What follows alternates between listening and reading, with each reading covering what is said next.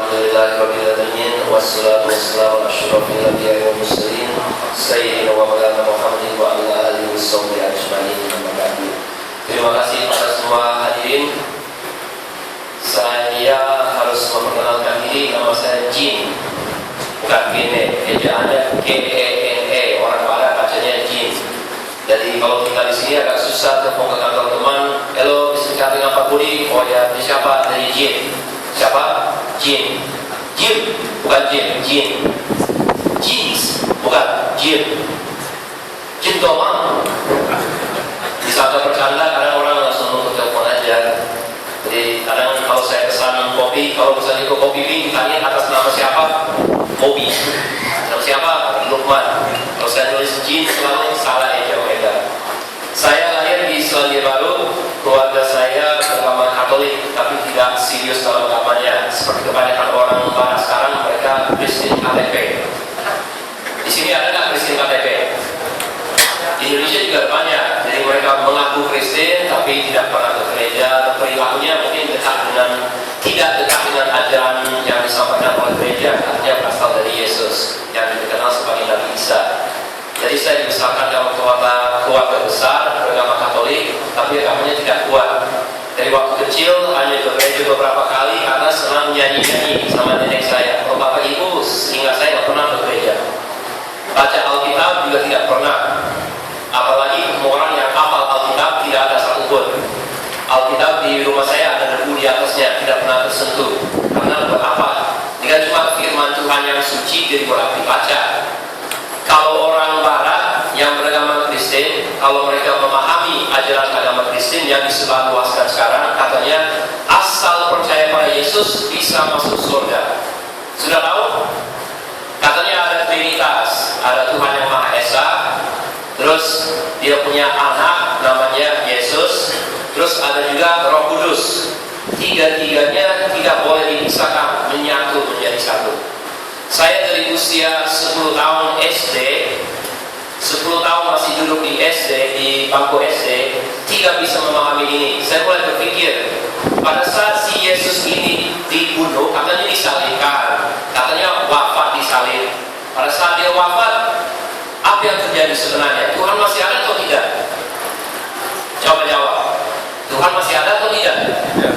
Tidak ada. Jadi Tuhannya dibunuh dengan 3 paku. Nih tok tok tok, Tuhannya mati deh. Tapi disebut Tuhan yang Maha Esa. Kasih 3 paku saja bisa dibunuh orangnya. Ini Maha Esa atau bukan? Coba tanya sama orang Kristen. Pak, saya mau bertanya, pada saat Yesus disalibkan, mati atau tidak? Oh mati, 100% saya yakin. Semuanya lewat kematian itu, saya bisa masuk surga. Oh begitu. Tuhan ikut mati enggak? Oh enggak, kan Tuhan yang Maha Esa. Masa 3 paku bisa membunuh Tuhan? Oh jadi Yesus sama Tuhan terpisah ya? Iya, jadi Trinitas bohongan. Enggak deh, kan menyatu jadi satu. Enggak boleh dipisahkan. Tadi katanya bisa dipisahkan.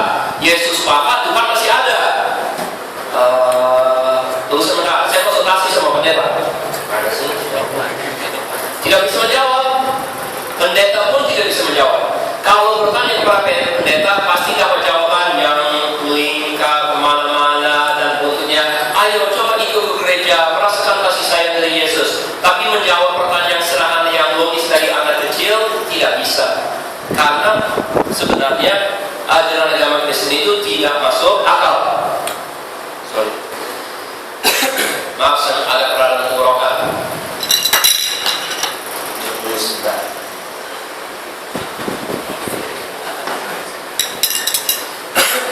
Maaf. Ajaran agama Kristen sebenarnya tidak masuk akal.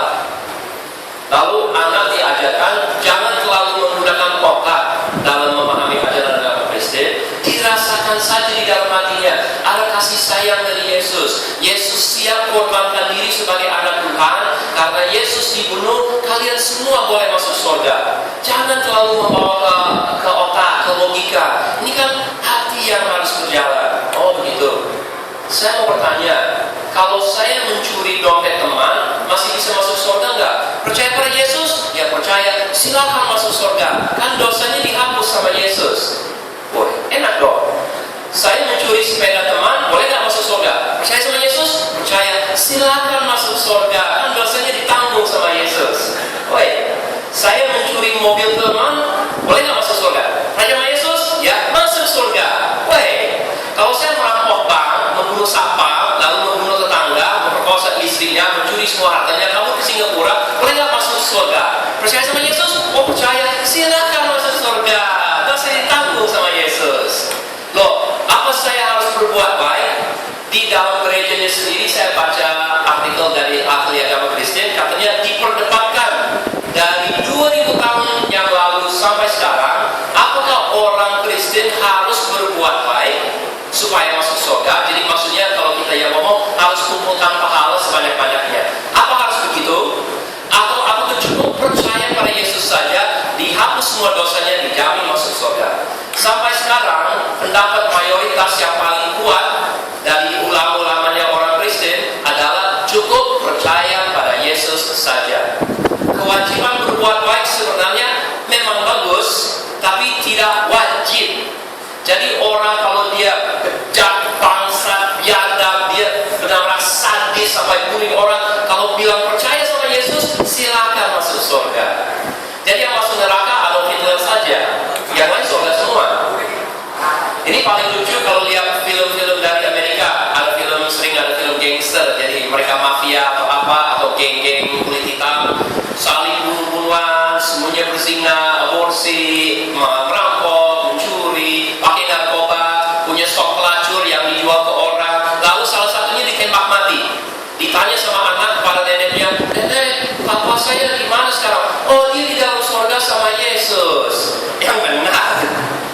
Semua orang dikatakan di dalam surga sama Yesus. Saya waktu SD sudah merasa ini tidak masuk akal. Jadi saya meneliti semua agama di seluruh dunia. Masih di SD saya meneliti agama Kristen tidak masuk akal, agama Buddha tidak masuk akal, agama Hindu tidak masuk akal. Semua agama di dunia tidak masuk akal. Saya meneliti agama Islam, saya cap tidak masuk akal juga. Katanya harus sholat 5 waktu setiap hari.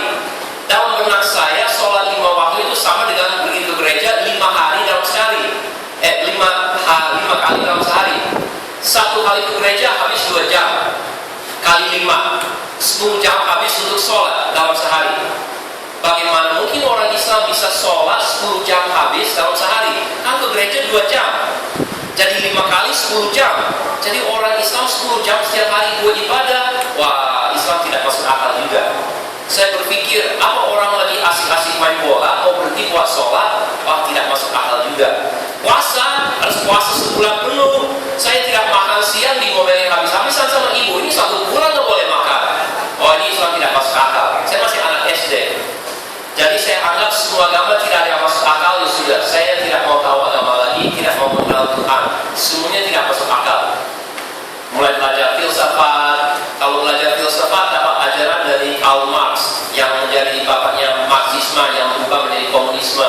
Ajaran dari Karl Marx itu menyatakan agama semuanya digunakan sebagai obat bius. Jadi orang punya kehidupan yang sangat berat, sangat sulit, dan dia merasa, loh kok kehidupan di dunia begini? Orang datang bawa agama ini, minum ini, agama, makan ini, agama. Kalau sudah ditelan habis-habisan, nanti kau merasa, oh tenang saja, dunia ini jelek, tapi nanti ada surga yang menanti kamu. Jadi sabar saja menerima. Oh berarti ini membius diri sendiri pakai agama, katanya si Marx. Saya meneliti ini, loh kok kayaknya memang begitu kenyataannya. Orang yang mau beragama seperti tidak mau menciptakan surga di dunia, menerima keadaan yang sangat buruk dan bilang, oh tenang aja, nanti di surga semuanya enak. Loh, kenapa tidak bisa enak di sini sekarang? Kenapa harus ada perang di sini sekarang? Kenapa harus ada korupsi di sini sekarang? Kenapa harus ada polusi di sini sekarang? Diciptakan oleh manusia, dilestarikan oleh manusia, dan kalau kita protes, ada yang bilang tenang saja. Kan nanti ada surga. Kamu di sini miskin, kamu di sini sakit. Nanti ada surga. Semuanya enak di sana. Loh, kenapa nggak boleh enak di sini juga? Saya jadi bingung. Kok agama tidak masuk akal? Sepertinya dipakai buat membius diri sendiri. Saya jadi bingung.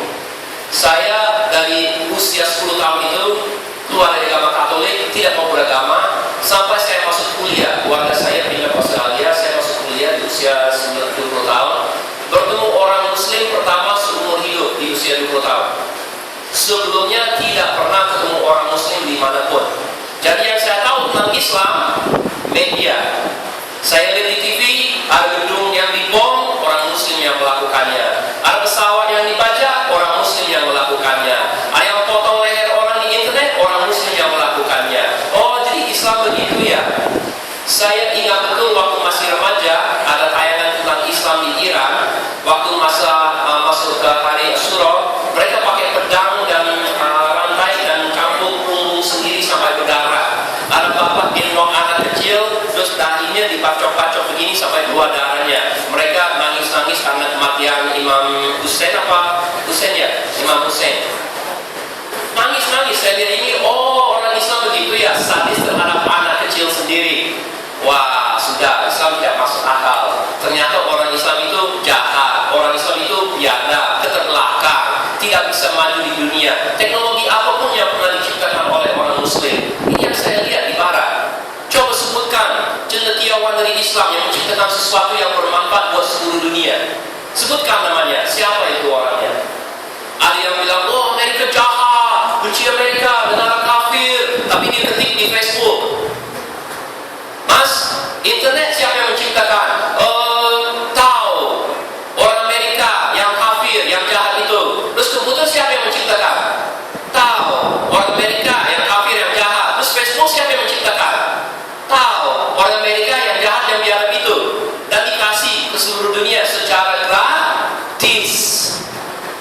Ilmu komputer itu kita bisa beli secara bebas, tidak hanya untuk orang kafir.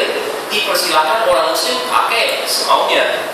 Internet disediakan secara gratis. Waktu internet diciptakan terjadi perdebatan.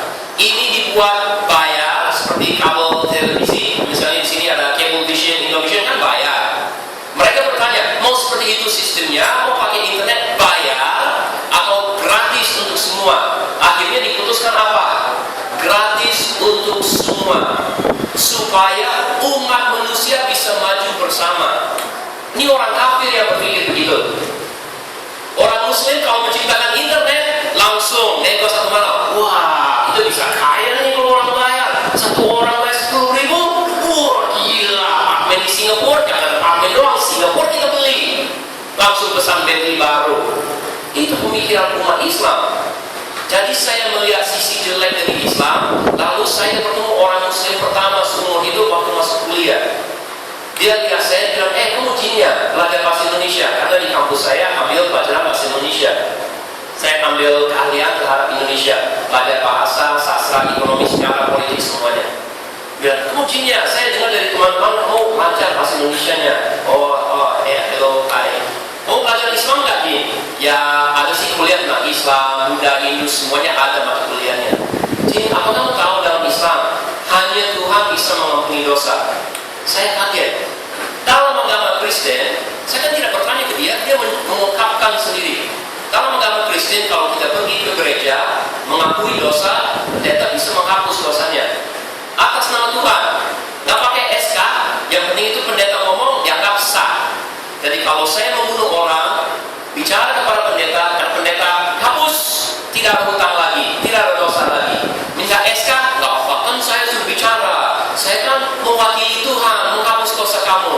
Wih, benar sistemnya, nggak perlu tobat, nggak perlu istighfar, nggak perlu apa-apa. Yang penting lapor ke pendeta, kasih tahu pendeta, saya sudah berdosa, dihapus. Buat saya itu tidak masuk akal. Lalu ketemu orang Muslim pertama, dia bilang, dalam Islam hanya Tuhan yang bisa mengampuni dosa. Loh, kok sepertinya masuk akal itu? Kan Tuhan yang tahu isi hati kita, bukan si pendeta itu. Kita bisa membohongi pendeta, tapi kalau memang ada Tuhan yang Maha Esa, yang tahu isi hati kita, semua yang kita pikirkan, semua yang kita bisikan kepada teman, Tuhan pasti tahu. Lalu hanya Tuhan yang bisa mengampuni dosa. Loh, kok masuk akal? Saya merasa kaget, masa di dalam ajaran Islam ada yang masuk akal? Saya tidak mau percaya. Mulai saya tahun 1990 meneliti Islam karena saya mau membuktikan Islam tidak masuk akal. Saya belajar Islam selama 5 tahun. Saya baca buku. Semua yang saya baca tentang Islam kok sepertinya masuk akal. Saya baca penelitian dari orang kafir di Eropa. Mereka meneliti Al-Quran yang cetakan tahun 74 saat mereka menulis dengan Al-Quran disimpan di museum di beberapa negara seperti Saudi, Turki, Suriah, Mesir.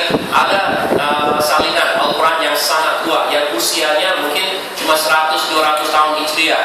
Jadi mereka membandingkan yang dicetak tahun ini sama yang ada di museum dari 1300 tahun yang lalu. Katanya persis sama. Ini orang non-muslim yang bicara, persis sama. Saya bingung, bagaimana mungkin sebuah buku, anggap saja buku, pindah tangan, pindah negara, pindah zaman, dan tidak ada satu huruf yang berubah. Itu tidak masuk akal juga. Kok bisa seperti itu? Ada sesuatu di belakang ini pasti. Saya merasa kaget. Loh, kok ini sepertinya di luar kemampuan manusia untuk melakukan hal ini. Yang menjaga kemurnian buku ini siapa? Mulai berpikir, mungkin saja ada Tuhan yang Maha Esa yang mengaturnya, yang menjaganya. 5 tahun saya belajar Islam, lalu dapat beasiswa kuliah di UI tahun 1995. Jadi saya di UI Fakultas Sastra Indonesia 1995. Kenal langsung dengan orang Muslim. Oh, orang Islam seperti ini ya. Yang merokok di mana-mana orang Muslim, yang menipu orang Muslim, yang mencuri spion mobil orang Muslim, yang mencuri motor orang Muslim, yang mencuri sepatu di depan masjid orang Muslim, yang merampok orang Muslim, yang memperkosa orang Muslim, yang membunuh orang Muslim, yang buang sampah sembarangan orang Muslim, yang rampas harta ratusan miliar untuk diri sendiri orang Muslim. Oh, begini Islam sebenarnya. Saya melihat ini, kok masyarakatnya seperti ini tapi ajarannya begini. Ini tidak sinkronis. Ajaran agama begini, masyarakatnya di sini. Akhirnya saya tetap belajar Islam dari teks, dari buku, dari ceramah. Saya dulu pulang kuliah dari UI, ada orang yang ceramah di TV, ada Zainuddin MZ, ada Anwar Sanusi, ada Amin Rais, ada Quraisy Shihab. Saya diam aja di sofa dengerin, bisa bahasa Indonesia. Oh, seperti itu ajaran Islam. Loh, kok masyarakat di luar nggak seperti itu? Tapi karena saya belajar dari teksnya yang menyampaikan ajaran Islam yang sebenarnya, akhirnya semua argumentasi saya yang menyatakan Islam tidak masuk akal runtuh. Saya mau membuktikan Islam tidak masuk akal, tidak bisa. Belajar selama 5 tahun, berusaha selama 5 tahun, ini tidak masuk akal agamanya, tidak bisa. Semua ajaran yang saya dapatkan kalau dicernakan, dianalisa, insya Allah masuk akal. Bukannya berarti Islam nurut dengan akal manusia. Maksudnya kalau akal manusia sehat, bertanya kenapa kita mesti sholat, ada alasan yang logis. Kenapa kita mesti puasa, ada alasan yang logis. Kenapa mesti bayar zakat, ada alasan yang logis. Jadi Islam diciptakan untuk orang yang punya akal yang sehat. Bukannya akal yang sehat menciptakan Islam. Paham bedanya? Contohnya sederhana. Orang gila wajib sholat atau tidak? Kenapa tidak wajib sholat? Karena akalnya tidak sehat. Dia tidak mengerti Tuhan yang Maha Esa itu siapa. Lalu kenapa diwajibkan sholat? Jadi tidak wajib sholat dia. Begitu juga orang pikun, begitu juga anak kecil. Anak kecil tidak wajib sholat. Dia tidak mengerti itu Tuhan apa, tidak mengerti gerakan ini maksudnya apa. Tapi kalau akalnya sudah terbentuk, waktu masuk usia SD, diwajibkan sholat. Karena akalnya sudah ada, mengerti benar salah. Oh, mencuri itu salah, memberi itu benar. Anak bisa mengerti. Sholat berubah menjadi wajib karena akalnya terbentuk. Lalu saya baca di dalam Al-Quran, dan ayat membuat saya kaget, mendukung apa yang saya rasakan di dalam hatinya. Ada ayat yang membenarkan. Mohon maaf, saya belum lancar bahasa Arab, jadi supaya tidak ada kesalahan, saya mau baca terjemahan saja ya. Coba baca surat Yunus ayat 100. Bismillahirrahmanirrahim. Dan tidak ada seorang pun yang akan beriman kecuali dengan izin Allah, dan Allah menimpakan kemurkaan kepada orang-orang yang tidak mempergunakan akalnya. Surat Yunus ayat 100. Allah menimpakan kemurkaan kepada orang-orang yang tidak mempergunakan akalnya. Coba meneliti di dalam Al-Quran, ada berapa banyak ayat yang menyatakan supaya kamu berpikir. Untuk kaum yang berpikir, seandainya mereka berpikir, terus-terusan disuruh berpikir sama Allah. Lalu umatnya bagaimana? Asal baca Al-Quran dalam bahasa Arab, taruh lagi di lemari, balik lagi melakukan korupsi. Ini ajaran Islam atau bukan? Ini sebenarnya atau bukan melakukan korupsi? Kenapa begitu umum di sini? Ayo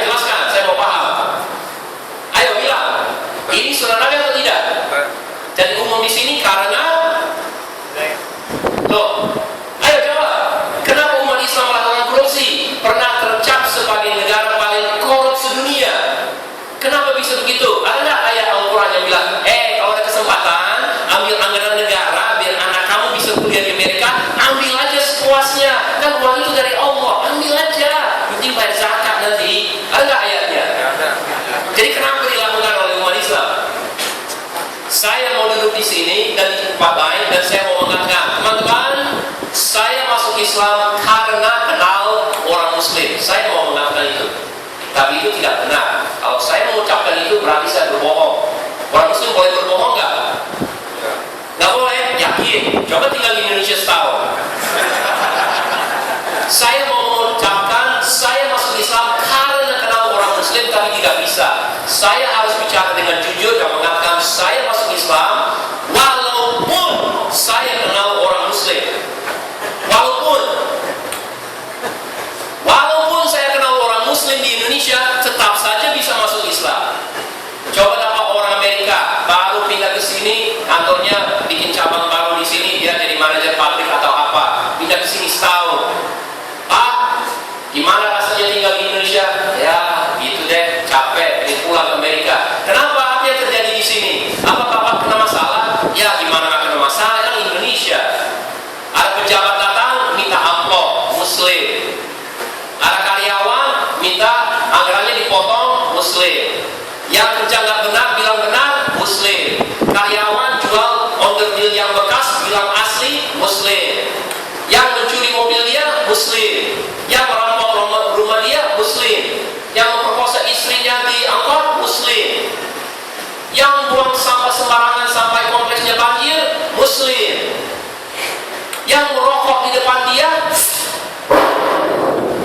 buang asap ke sebelah, dan kalau kita berdiri di sebelah kena asap rokok orang sebelah, Muslim.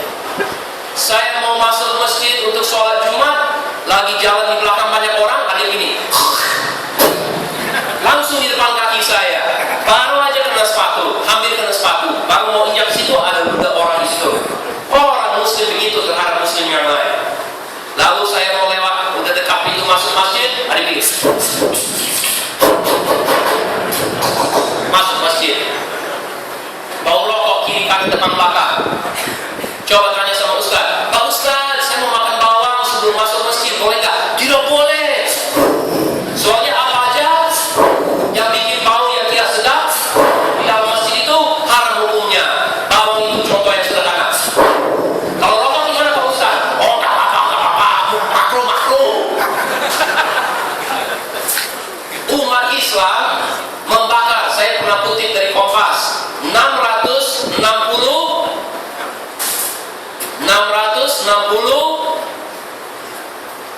miliar rupiah dibakar oleh umat Islam dengan merokok setiap hari. Setahun 130 triliun rupiah dibakar oleh orang Muslim di Indonesia. Lalu datang ke panti asuhan, ketemu anak-anak yatim, gimana nak rasanya tinggal di panti? Ya sih Pak, gak enak, kan makannya cuma tahu, tempe, telur. Dapat lagi nggak? Enggak. Kita tanya orang Muslim yang kaya di sebelah, katanya nggak punya uang, kan udah habis investasi semua. Tanya sama orang yang sedang nggak punya uang, lagi nabung buat beli rumah juga. Tanya sama orang miskin, sorry deh nak, saya nggak punya uang, saya miskin juga, hidupnya pas-pasan. Gimana mau kasih kamu uang? Udah diri sendiri nggak cukup. 130 triliun dibakar oleh umat Islam. Yang paling miskin bakar paling banyak. Justru orang kaya sibuk kumpulkan uangnya sampai tidak sempat merokok. Yang merokok sedikit, para lari-lari sepedaan semua. Saya banyak teman orang kaya sepedaan di puncak tiap minggu. Dari yang merokok, ada yang ikut triathlon, usia 45 ikut triathlon, lari, berenang, bersepeda. 45 masih buat segitu, nggak merokok sama sekali, padahal kaya. Yang merokok itu orang miskin, membakar uangnya. Ini masuk akal atau tidak? Tapi dilakukan oleh umat Islam dan sekaligus bilang kita lemah, kita miskin, kita tidak punya apa-apa. Dikasih negara yang tanahnya begitu subur. Dari hari pertama saya datang ke Indonesia, orang Indonesia bercanda bilang, Jin, ambil aja sepotong kayu, lempar ke sana jadi pohon. Benar. Saya ke rumah teman, ada pohon di depan. Loh, dari mana pohon? Tahun kemarin saya di sini ada pohon, nggak tahu, tiba-tiba tumbuh sendiri. Ada yang buang biji ke situ, habis makan apa, buang situ sampahnya jadi pohon. Benar. Ini nggak dikasih pupuk apa? Enggak. Muncul sendiri pohonnya di halaman dikasih negara seperti ini sama Allah, lautnya begitu luas dan indah, ikannya jenis ikan apa yang tidak ada di sini? Ada semuanya. Hutannya seluas apa? Lalu disia-siakan oleh umat Islam sendiri. Umat Islam dikasih Al-Quran yang masih sempurna dan murni dari zaman Rasulullah, sampai sekarang sia-sia juga. Anak habis sholat, kamu udah ngaji belum? Belum bu. Amin. Udah selesai, udah bu. Sholat PlayStation lagi. Masih lumayan PlayStation, sinetron.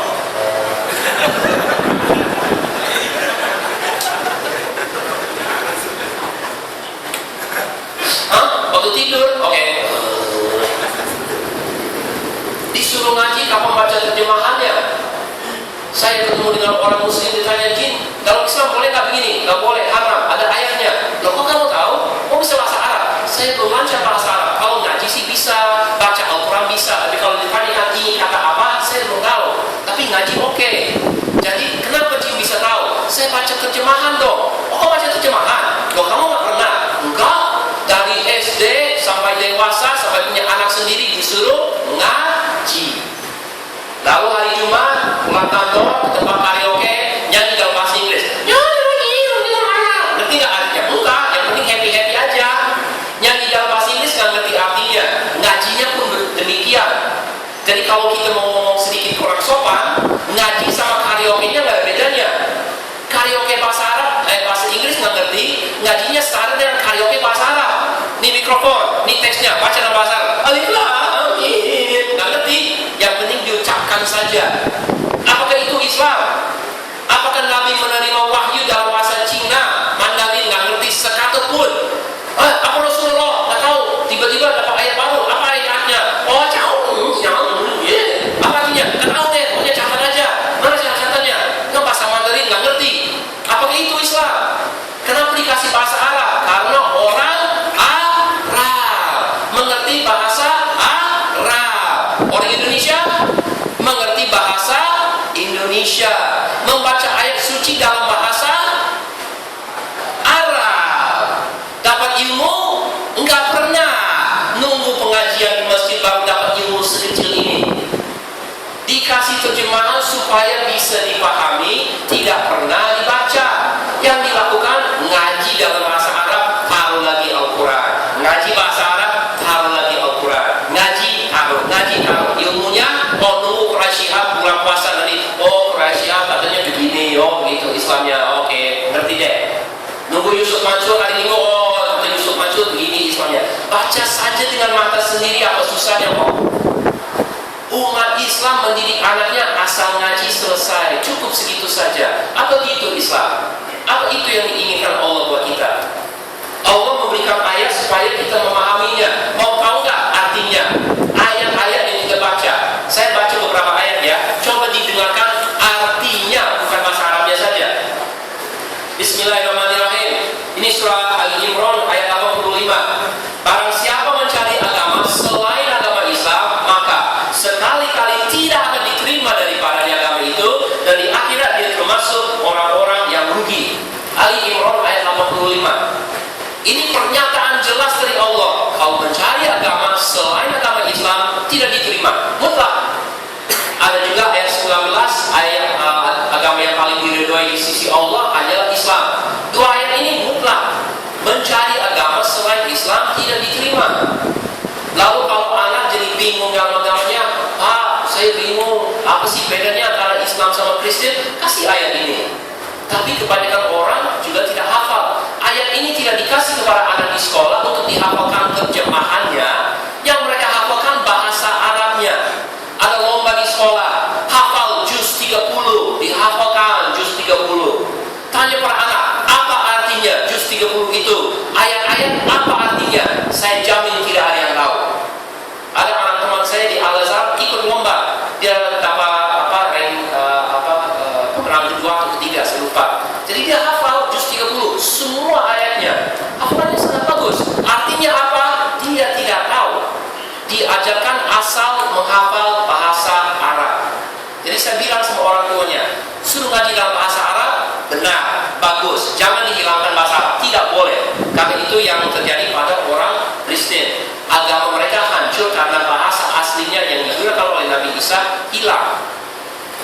Tapi di dalam Islam, kita dikasih agama Islam dalam bahasa Arab, harus dilestarikan bahasa Arab. Tapi kalau tidak lancar bahasa Arab, belajar juga terjemahannya.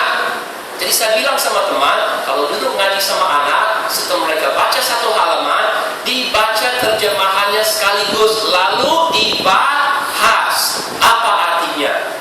Kalau kira-kira artinya rumit, anak belum bisa mengerti, oke, nggak apa-apa, kita lewat saja. Tapi yang sederhana, yang bisa dipahami, dibahas sama anak-anak, supaya mereka berpikir. Kalau sudah SD, SMP sanggup. Coba, Rasulullah berasal dari mana? Dia hanya orang Arab yang dipilih secara khusus untuk menjadi seorang nabi. Dia tidak minta, apalagi mencalonkan diri. Kalau zaman sekarang, oh saya paling pantas jadi presiden, saya paling pantas jadi menteri, mau jadi pemimpin semua. Tapi nabi tidak dipilih dengan cara begitu. Allah menciptakan orang khusus yang punya kemampuan menjadi pemimpin terhadap umat Islam. Lalu orang itu ditunjuk, kamu menjadi seorang nabi. Mau tidak mau dikasih tugas ini. Bismillahirrahmanirrahim. Katakanlah, hai manusia, sesungguhnya aku adalah utusan Allah kepadamu semua. Manusia, wahai umat manusia, bukan orang muslim, manusia. Berarti termasuk orang Australia, orang Amerika, orang Eropa, orang Afrika. Wahai manusia, sesungguhnya aku diutuskan Allah kepada semua. Aku adalah utusan Allah kepada semua, yaitu Allah yang mempunyai kerajaan langit dan bumi. Tidak ada Tuhan yang berhak disembah selain Dia, yang menghidupkan dan mematikan. Maka berimanlah kamu kepada Allah dan Rasulnya, yang Nabi yang bumi, yang beriman kepada Allah dan kepada kalimat-kalimatnya, kitab-kitabnya, dan ikutilah Dia supaya kamu dapat petunjuk. Ini ayat yang sangat jelas. Nabi adalah utusan Allah kepada umat manusia, bukan kepada orang muslim. Seluruh orang yang hidup di bumi ini seharusnya mengikuti Rasulullah. Lalu ikutilah dia dalam kata ini artinya Rasulullah, bukan Allah. Ikutilah dia supaya kamu mendapat petunjuk. Jadi kalau tidak mengikuti Rasulullah, dapat petunjuk ya atau tidak? Tidak mengikuti Rasulullah, dapat petunjuk ya atau tidak? Umat Islam Indonesia mengikuti Rasulullah, ya atau tidak? Loh, tidak. Sholat, alhamdulillah ada sholatnya, walaupun kualitasnya sangat berbeda dengan Rasulullah. Puasa, alhamdulillah ada puasanya, walaupun kualitasnya berbeda dengan Rasulullah. Apa segitu yang kita lakukan? Yang melakukan haji berkali-kali orang muslim yang kaya. Mana bu? Oh saya berangkat haji lagi, nanti baliknya kita mampir di Dubai. Mau dibeliin apa? Loh kenapa ibu berangkat haji lagi? Ya kenapa tidak? Saya kan orang kaya. Bu anak miskin, bu anak yatim, bu orang yang lahir dalam keadaan miskin, tidak punya kesalahan sedikit pun, cuma lahir di kampung. Kenapa nggak bantu mereka? Kan saya mau haji. Oh contoh Rasulullah apa? Haji berapa kali? Tahu deh, pokoknya saya kaya. Jadi sekitar Rasulullah orang kaya juga banyak. Kalau Rasulullah tinggal naik onta aja jalan udah sampai, nggak perlu kekayaan. Berapa kali Rasulullah haji? Ayo siapa bisa jawab? 1 kali melakukan haji. Ada orang yang berangkat umroh setiap 3 bulan secara rutin, pengusaha kaya, berangkat lagi, berangkat lagi, berangkat lagi. Rasulullah umroh berapa kali? Siapa bilang 4? 4? Salah. Berapa kali Rasulullah melakukan umroh? Ayo menang 10.000. Katanya mengikuti dia. Berapa kali umroh? 2. Menang 10.000. Dari sini. Rasulullah berangkat melakukan umroh sengaja hanya mau umroh 2 kali. Yang ketiga kalinya sedang di Mekah melakukan haji, makanya dia melakukan umroh sekaligus. Yang keempat tidak berhasil masuk ke Mekah, balik lagi ke Madinah, tidak jadi yang keempat. Sebenarnya itu yang pertama dalam urutannya. Jadi 1 kali ke sana nggak dapat, balik lagi ke Madinah, tidak jadi.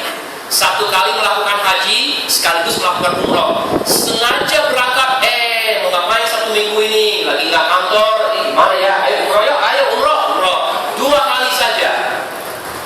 Seperti kita mau ke Bandung atau ke Puncak, mau nginap di villa di Puncak enak, mau ke Bandung belanja 2 kali saja. Padahal setiap Sabtu bisa berangkat kalau mau. Orang kaya balik lagi 2 jam habis selesai. Nabi juga bisa begitu kalau mau umroh setiap 1 minggu. Ternyata 2 kali saja. Orang kaya di Indonesia, di sebelahnya panti asuhan anak yatim. Seperti Rasulullah hidup dalam keadaan miskin, tidak punya buku cerita, tidak punya mainan, kasurnya bau, temboknya catnya sudah kotor dan hancur. Yang memperbaiki panti asuhan mereka siapa? Orang kaya tidak mau, maunya berangkat umroh lagi untuk diri sendiri. Tidak ada ayat atau hadis satu pun yang menyatakan orang yang umroh 100 kali dijamin masuk surga. Yang dikatakan adalah dalam hadis Sahih Bukhari dan Muslim, orang yang menyantuni anak yatim bersama aku di surga, dan Nabi angkat 2 jari begini sama Nabi di surga, dijamin 100%. Sudah dijamin masuk surga bersama Rasulullah. Dalam ayat Al-Quran Allah menjamin uang yang dikeluarkan untuk umat Islam, untuk anak yatim, untuk fakir miskin, untuk berjuang di jalan Allah, sedekah yang kita berikan kepada orang miskin, khususnya anak yatim, dikembalikan kepada kita. Allah jamin bayar dengan berlipat ganda. Kenapa berangkat umroh? Kenapa harus beli Bentley? Kenapa beli Ferrari? Kenapa harus punya rumah di Menteng? Kenapa harus beli apartemen di Singapura? Kenapa harus beli pesawat sendiri? Ini orang muslim yang kaya. Kalau ditanyakan, oh saya mengikuti Rasulullah, kayanya tapi untuk diri sendiri. Yang orang miskin lebih parah lagi, dibakar uangnya. Kalau orang kaya wajar investasi, beli saham, beli perusahaan, itu masih maklum, kasih pekerjaan ke orang. Orang miskin, tukang ojek, tukang becak, bakar saja tiap hari. Kita bilang saya nggak cukup uangnya. Allah tolong kasih saya rezeki. Ini rezeki. Weh, bisa beli G Samsung 1 bungkus sekarang, mesti beli patangan lagi. Ya Allah, uang saya habis, kasih saya lagi. Saya beli 1 dus G Samsung. Habis uang dibakar. Datang anak yatim, tolong deh Pak, tolong saya miskin nggak bisa makan. Enggak, saya mau bakar uangnya. Yang penting senang sendiri. Saya kemarin, ini bukannya mau riak, tapi saya mau kasih contoh nyata. Saya ke panti asuhan di Jakarta Padang, saya bawa teman ke situ. Saya waktu sebelumnya datang, saya tanya, anak-anak, ini ada lemari kaca punya buku nggak? Saya lihat dalamnya, kok nggak ada buku cerita? Adanya sih Al-Quran, adanya buku Iqra dan sebagainya. Tapi tidak ada buku cerita buat anak-anak kayak Smurf, Franklin dan sebagainya yang disenangi anak SD. Saya dapat pukulan, saya dapatkan sumbangan dari teman-teman, dapat 3 juta. Saya beli buku buat anak-anak. Saya baru Jumat kemarin datang ke panti asuhan lagi. Saya tanya, anak-anak tahu nggak saya bawain apa? Nggak tahu. Ada bungkusan makanan dari teman saya di belakang. Jadi mereka lihat bungkusan plastik, kirain makanan semua. Mau nggak? Mau lihat yang saya bawain? Apa Pak? Apa? Gini, lihat apa kirain makanan lagi. Dunkin Donut, KFC. Saya keluarin buku, saya angkat begini. Mukanya begini semua. Semuanya 20 anak yatim SD di depan saya begini mukanya semua. Sayangnya nggak ada yang fotoin. Mereka tidak mengucapkan apa saja, langsung ini narik nafas semua, dan seolah-olah tertulis di mukanya, apa itu buat kita?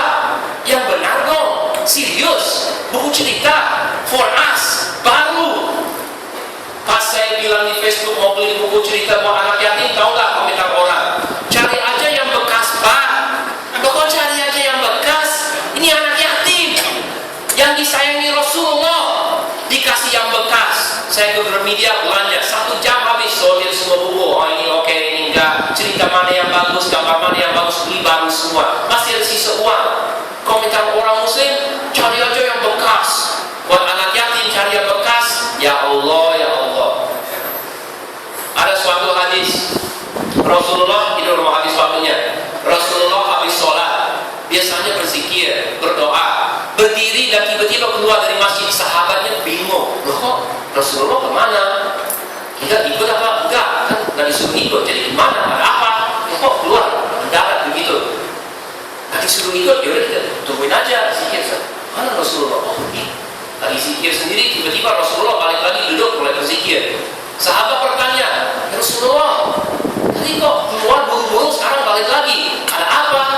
Rasulullah menjawab dalam hadisnya, tadi saya baru ingat ada 7 dirham di rumah, dan saya takut diminta pertanggungjawaban sama Allah di hari akhirat. Jadi saya cari orang miskin dan saya kasih kepadanya. Baru hatinya tenang. 7 dirham kan cuma keping perak, bukan emas. Itu dinar. Dirham. Kalau kita samakan dengan rupiah, sebutkan aja misalnya ada 70.000 rupiah. Bayangkan seorang bapak di depan, loh ada 70.000 rupiah di laci saya di meja, lari ke atas, ambil 70.000, cari orang miskin. Ini Pak, buat Bapak. Habis 70.000. Balik lagi baru, tenang, saya nggak punya uang. Alhamdulillah saya miskin. Loh, umatnya bagaimana umatnya? Ada yang ceritakan kepada saya, Pak Jin, saya malu dengan Anda. Saya setiap bulan sisakan 1-2 juta dari gaji dan saya sudah nabung bertahun-tahun. Niatnya sih nanti insya Allah mau beli rumah, sekarang masih di kos-kosan, belum nikah. Oh, berapa Pak? Ada sih 350 juta. Terus dipakai buat apa? Ya ditabung aja supaya aman. Loh, kata Allah dikeluarkan di jalan Allah dibayar kembali dengan lipat ganda. Kamu ngerti nggak sih? Ini jaminan dari Allah Subhanahu Wa Taala. Kalau politikus yang ngomong, tolong kasih saya 1 miliar, nanti saya bayar kembali dengan berlipat ganda setelah jadi pejabat. Oke Pak, 1 miliar. Wah ini kampanye. Balik nggak uangnya? Kan politikus yang jamin. Bisa nggak dipegang jaminan dari politikus? Bisa? Tidak bisa. Allah yang menjamin. Keluarkan 1 miliar di jalan Allah untuk anak yatim, anak miskin, orang yang musafir, orang yang mau belajar ke luar negeri, apapun tujuannya, keluar di jalan Allah dibayar kembali dengan berlipat ganda. Itu yang diajarkan Allah, itu yang dicantumkan Rasulullah, tapi umatnya tidak mengikuti contoh. Saya baca lagi, ikutilah dia supaya kamu mendapat petunjuk. Surah Al-A'raf ayat 158. Percaya nggak pada ayat ini? Atau asal dibaca dalam bahasa Arab, taruh lagi di lemari. Baca lagi bahasa Arab, taruh lagi di lemari. Kapan mau ngerti? Saya kasih kisah nyata. Saya kisah nyatanya ada puluhan sampai saya sudah lupa kisah nyatanya saking banyak. Saya ke rumah teman, suaminya wafat tahun kemarin, anaknya sekarang anak yatim. Saya setiap ketemu anaknya selalu kasih uang seberapa pun, mungkin 100, mungkin 200, mungkin 50. Hari itu saya buka ATM, uang masih ada tapi di dompet tinggal beberapa puluh ribu. Saya bilang sama anaknya, Bang, sorry Bang, saya buka ATM, dompet lagi kosong. Saya kasih 20.000 saja, mohon maaf ya, hanya 20.000 saja. Nah udah Om, nggak apa-apa, kan kemarin udah traktir makan, minggu kemarin udah kasih uang, nggak usah, ya udah ambil aja 20.000. Saya paksakan dia terima. Saya keluar, naik taksi, ambil HP, baca email. Jadi ini 5 menit kemudian seorang ibu yang tidak saya kenal di Belgia dibilang, Pak Jin, saya salut dengan Anda berdakwah di Indonesia, bantu anak yatim terus-terusan. Saya barusan transfer 2 juta kepada Anda. Saya kasih 20.000. 5 menit kemudian saya dapat 2 juta dari seorang ibu yang tidak dikenal di Belgia. Percaya? Sumpah dari Allah, kisah nyata. Dibayar 100 kali lipat dalam waktu 5 menit. Percaya? Saya tahun kemarin dapat sedikit sedekah. Saya beli sepatu bola untuk anak yang sama, habis 1 juta. Saya tulis di Facebook juga. Mereknya Nike. Tahu nggak komentar dari teman-teman? Ada yang bilang subhanallah, alhamdulillah, ini contoh yang bagus. Yang lain, loh kok mereknya Nike? Beli aja di pasar yang murah. Loh kok beli di pasar yang murah? Setiap saya ajak anak itu jalan ke mall, saya mau traktir dia makan, selalu harus mampir ke toko olahraga, lihat sepatu Nike-nya begini. Wah, ngeces sendiri dia sepatu Nike. Karena tidak sanggup beli. Tapi dia lihat teman-teman banyak yang pakai, jadi iri, dia pengen juga. Sudah saya paksakan, saya beli buat dia. Diprotes oleh banyak orang. Kok pengeluarannya untuk anak yatim terlalu banyak, ini terlalu royal. Kok dikasih merek mahal, kenapa nggak beli di pasar saja yang murah-murah buat anak yatim? Saya coba menjelaskan, mereka nggak mau ngerti juga. Setelah 2-3 hari sudah oke deh, stop. Saya nggak mau berdebat lagi. Saya nggak merasa bersalah.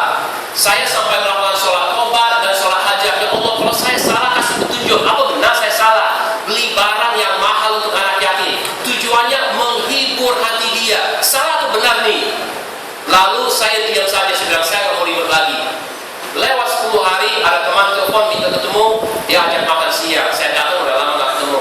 Bilang, Jin, saya dapat pekerjaan baru, gaji saya naik hampir 50%. 30% dari sebelumnya. Dia di CEO di perusahaan minyak. Jadi saya nggak tahu berapa, mungkin di atas 200 juta sekarang gajinya. Bilang, saya mau bersedekah kepada beberapa orang termasuk Jin. Saya diskusi sama istri, kami mau bayarkan kamu berangkat umroh. Terima ya? Bilang, loh kok? Buat apa? Kasih aja anaknya. Enggak. Saya sama istri sepakat mau bayarin kamu berangkat umroh. Harganya berapa? 20 juta. Jadi keluarkan 1 juta untuk menghibur anak yatim saja. Diprotes orang-orang. Lewat 10 hari Allah membalas dengan yang nilainya 20 juta dan sekaligus diundang ke Baitullah. Itu kebetulan atau disengaja? Coba berpikir. Kebetulan saja dapat umroh pas setelah beli sepatu bola untuk anak yatim, atau disengaja? Buktinya Allah. Jangan bilang saya miskin, uang saya hanya 3 juta. Kalau hanya 3 juta, kenapa berat kasih 100 ribu kepada anak yatim? Jangan bilang uang saya hanya 1 juta. Kalau hanya 1 juta, kenapa 50 berat buat anak yatim? Ada yang ketemu anak yatim kasih 5 ribu. Mikirin, ya kan uang saya tinggal 10 juta di tabungan. Kok tinggal 10 juta? Kasih ke dia 5 ribu, yang dibayar berlipat ganda 5 ribu. Coba kasih dia 500 ribu dan lihat reaksi Allah. Berdoa kepada Allah, ya Allah, uang saya hanya 10 juta, tapi saya yakin, buktikan kepada saya ya Allah 1 juta buat anak yatim, dan saya yakin pada Allah. Karena Rasulullah juga begitu contohnya. Umat Islam kenapa tidak yakin? Saya masuk Islam bukan karena orang Muslim, tapi karena dapat ajaran langsung dari cerita kehidupan Nabi, dari buku teks yang menceritakan ini ajaran Islam dalam Al-Quran, dalam hadis, dalam tafsirnya, bukan dari contoh orang Muslim. Saya mau baca satu ayat terakhir dan sudah selesai ya. Ini surat Al-A'raf ayat 96. Coba didengarkan artinya, bukan bahasa Arabnya. Maaf, saya belum lancar. Bismillahirrahmanirrahim. Jika sekiranya penduduk negeri-negeri beriman dan bertakwa, pastilah akan kami limpahkan kepada mereka berkah dari langit dan dari bumi. Tetapi mereka mendustakan ayat-ayat kami itu, maka kami siksalah mereka disebabkan perbuatannya. Surat Al-A'raf ayat 96. Silakan aja cari Al-Quran di atas, baca sendiri dengan mata sendiri. Jika sekiranya, saya mau tafsirkan dengan rekayasa teks baru. Jika sekiranya umat Islam di Indonesia beriman dan bertakwa dengan sebenarnya, Allah berjamin, pastilah akan kami limpahkan kepada umat Islam di Indonesia berkat dari langit dan dari bumi. Tetapi mereka sendiri mendustakan ayat-ayat kami itu, maka kami siksalah mereka disebabkan perbuatannya. Surah Al-A'raf ayat 96. Yang melakukan korupsi, kita. Yang buang sampah sembarangan, kita. Yang habisin hutan Indonesia, kita. Yang habisin ikan, kita. Orang bilang, oh saya cuma nelayan, saya hidupnya susah, pakai bom membunuh ikannya sebanyak-banyaknya, nggak mau pakai jaring atau apa, pakai cara yang sederhana, membuat air kotor, membuat karangnya rusak, habis itu ikannya hilang semua, lalu mengeluh, kok ikannya hilang semua? Siapa yang suruh pakai bom? Apalagi pakai kimia? Ada yang lempar kimia ke lautnya, pakai apa, racun apa namanya, ikannya naik ke atas, langsung ditangkapin, dijual ke pasar. Lo kan mati karena kimia. Ini kan tadi yang makan gimana? Gak penting, yang penting gue bisa makan juga, uang masuk kantong. Ada yang jual ikan dikasih formalin dulu supaya gak cepat basi. Yang makan sehat apa enggak? Gak mau tahu, yang penting gue jadi kaya. Ini orang Muslim. Ada yang jual mie instan dipakai boraks supaya mie-nya gak cepat basi. Yang makan gimana? Gak mau tahu, yang penting gue bisa kaya juga. Ini umat Islam di Indonesia. Kata Allah, beriman dan bertakwa dengan sesungguhnya dilimpahkan berkat dari langit dan dari bumi. Tetapi kita yang mendustakan ayat Allah, kita yang lari jauh dari contoh Rasulullah, hanya sisa sholat dan puasa saja, senyum saja berat. Ketemu tetangga, ketemu saudara, ketemu orang di kantor, orang itu orang keuangan, nggak pinjam uang, nggak kasih, senyum aja apa susahnya? Senyum saja tidak mau. Lewat Pak, Assalamualaikum, apa kabar? Ya terima kasih, nggak kasih pinjaman yang saya minta, tapi ya memang pekerjaannya begitu. Saya nggak mau ke hati deh. Ini kan sesama Muslim, kalau sholat Bapak jadi imam, saya ikhlas deh. Saya minta pinjaman nggak dikasih dari kantor, ya sudah, oke lah, saya terima lah. Itu pekerjaan Bapak.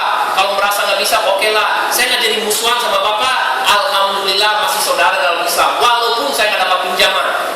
Yang terjadi sebaliknya, Pak Jinan itu pinjaman cuma 5 juta aja, motor baru dikasih bangsa dia, siapa? Dasar orang kadang ngomongin sukunya segala macam. Begitulah umat Islam terhadap sesama orang Muslim. Ada anaknya mau nikah, orang Padang, orang Madura, kan sama Jawa dong enak. Kan Muslim dong Bu. Ya kan enak kalau semua saudara keluarga besarnya sama-sama Jawa. Apa sih? Kalau datang sahabat Nabi bilang, saya lamar anak Anda. Apa sih orang Arab? Sahabat Nabi. Gila umat Islam sekarang. Contoh dari Rasulullah jelas. Kalau ada uang, dimanfaatkan yang dibutuhkan. Sisanya jangan ditabung sampai 10 tahun biar aman. Kasih anak yatim, paling sederhana anak yatim lah. Kalau ada anak yatim sudah dikasih, kasihlah anak miskin. Mereka juga punya kebutuhan. Kita bisa bertindak sesuai dengan contoh Rasulullah, tapi kita sendiri yang tidak mau. Karena kita tidak mau, orang bule di negara barat tidak mau masuk Islam. Datang ke sini, lihat, oh Islam begini ya. Dari perilaku kita sendiri, tolak Islam. Ada kerusuhan di depan kedutaan Amerika, orang lempar bom molotov ke polisi. Masuk berita di Amerika, oh Islam begitu ya. Ada yang membuat kartun, ada yang membuat film. Sekarang orang Muslim rusuh di depan kedutaan, lempar bom molotov pada polisi yang Muslim. Dasar bangsa polisi, nih, bakar hidup-hidup. Lo kan Muslim juga dong bang. Kok mau dibakar hidup-hidup, polisinya kan menjalankan tugas melindungi gedung itu. Kan mereka tamu negara, namanya kedutaan. Harus dilindungi, nggak mungkin mereka kabur, silakan aja di jalan tempatnya. Mereka ada tugas, tugasnya menjaga gedung itu. Kenapa sampai lempar bom molotov pada polisi yang Muslim dari orang Muslim? Mana sih otaknya? Ini contoh yang kita kasih ke dunia, hasilnya tidak banyak yang tertarik masuk Islam. Kalau ada yang masuk Islam, dia baca dalam buku, oh Islam seharusnya begini, oke, saya bisa terima, saya mau masuk Islam. Tapi kalau orang barat mengenal orang Muslim, tidak tertarik lagi. Coba dipikirkan, bisa nggak kita mengubah umat Islam supaya yang terjadi sebaliknya?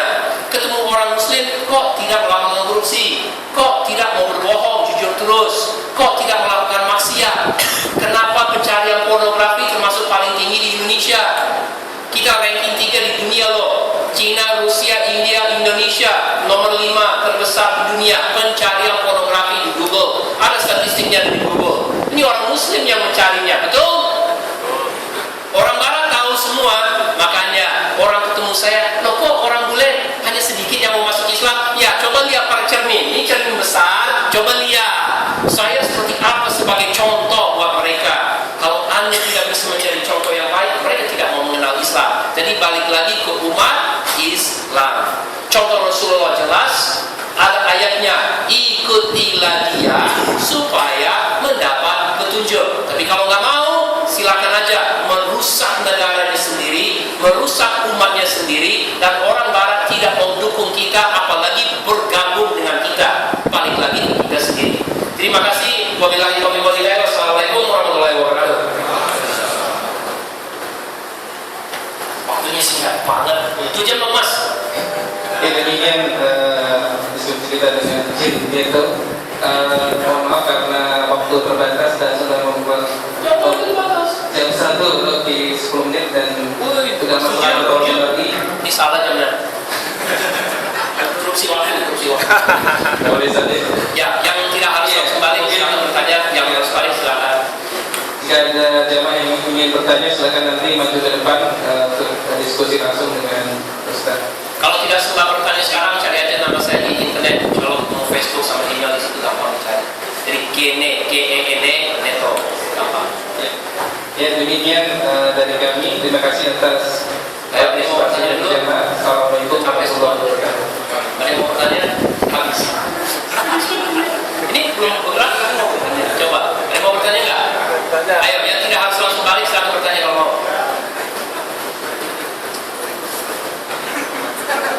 Ada yang mau bertanya? Tidak mau. Diam, tidak bergerak.